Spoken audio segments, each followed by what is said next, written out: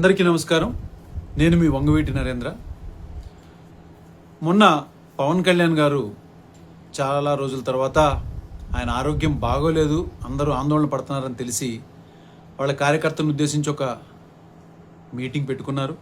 దానిలో ఆయన హెల్త్ గురించి కూడా చాలా విషయాలు చెప్పారు.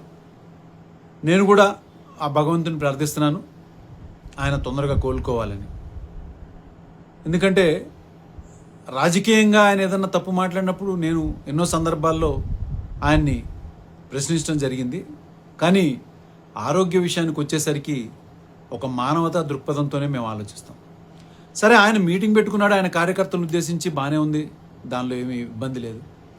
మరి సడన్గా రంగా గారి టాపిక్ ఎత్తి ఆయన, ఏమయ్యా మీరు ఆ రోజు అంతమంది ఉన్నారు, రంగా గారికి ఓ వేలల్లో వచ్చేస్తారు జనాలు, మరి అంతమంది ఉన్నవాళ్ళు మీరు ఎందుకు కాపాడుకోలేకపోయారు? ఓ 2,000 మంది 3,000 మంది కట్టలేకపోయారా?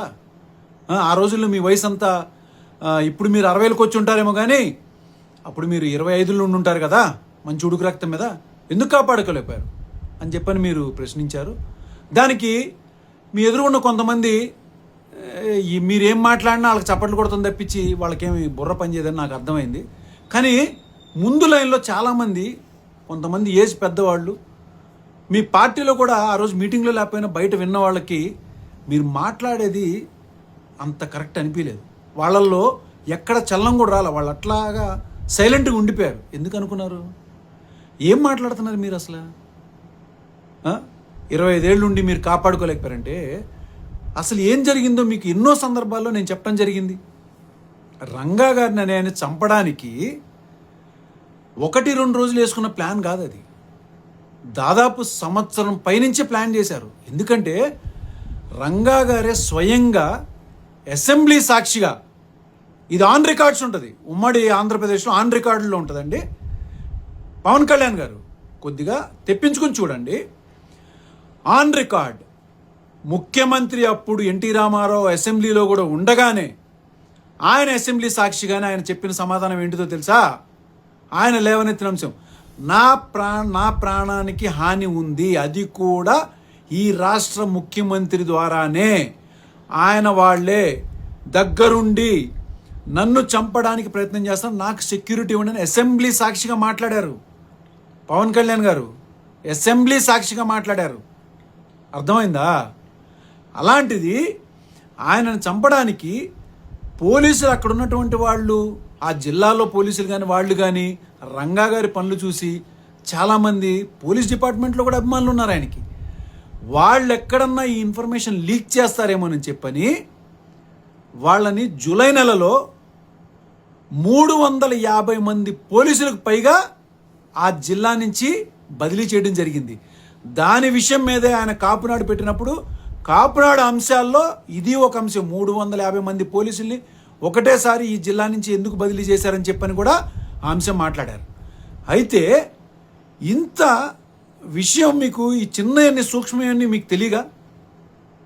పోనీ 144 సెక్షన్ అంటే మీకు ఐడియా ఉందా? అదే 144 సెక్షన్ని సీరియస్గా అమల్లో పెడితే ఎలా ఉంటుందో తెలుసా ప్రభుత్వం? మీకు వైజాగ్లో మిమ్మల్ని మీటింగ్ పెట్టుకోవద్దని చెప్పి హోటల్లో నోటీసులు సర్వ్ చేస్తే మీ కార్యకర్తలను వదిలేసేసి మీరు అక్కడి నుంచి ఖాళీ చేసి వెళ్ళిపోయారు, గుర్తుందా? కానీ అదే స్థానంలో రంగా గారు ఉంటే ఏం చేసేవాడు తెలుసా? నా కార్యకర్తలతో పాటు నన్ను కూడా అరెస్ట్ చేయండి అనేవాడు. మరి ఆ రోజున పవన్ కళ్యాణ్ గారు మీ చుట్టూ కూడా కొన్ని వేల మంది ఉన్నారే, మీకు ధైర్యం రాలేదా? కేవలం కిందకి దిగి అరెస్ట్ అవ్వడానికి కూడా మీకు ధైర్యం సరిపోలేదా? కానీ ఏ రోజు రంగా గారి కార్యకర్తలను వదిలేసి వెళ్ళిపోలా, వాళ్ళని కాపాడుకుంటానే వచ్చాడు.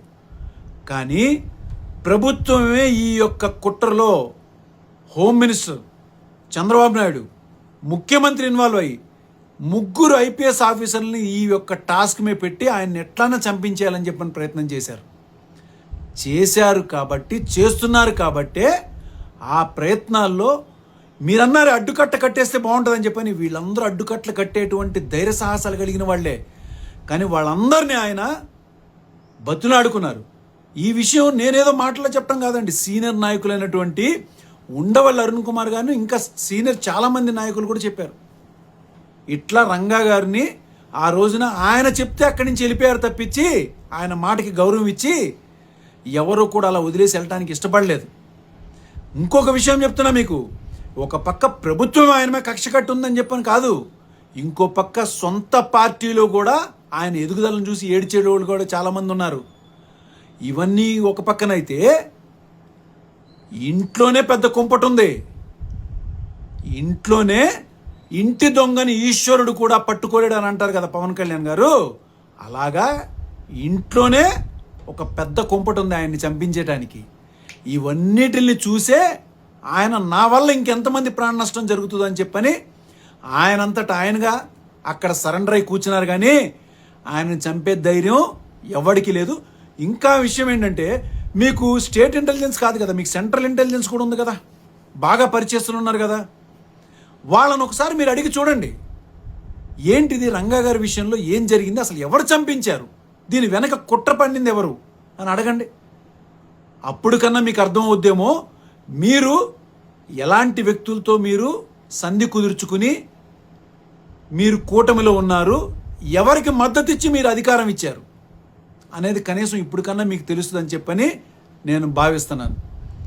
ఎందుకంటే మీరు ఎప్పుడు అవకాశం వచ్చినా మీ ముఖ్యంగా జనసేనలో 90% మంది రంగా గారి అభిమానులు ఉన్నారు తెలుసా మీకు.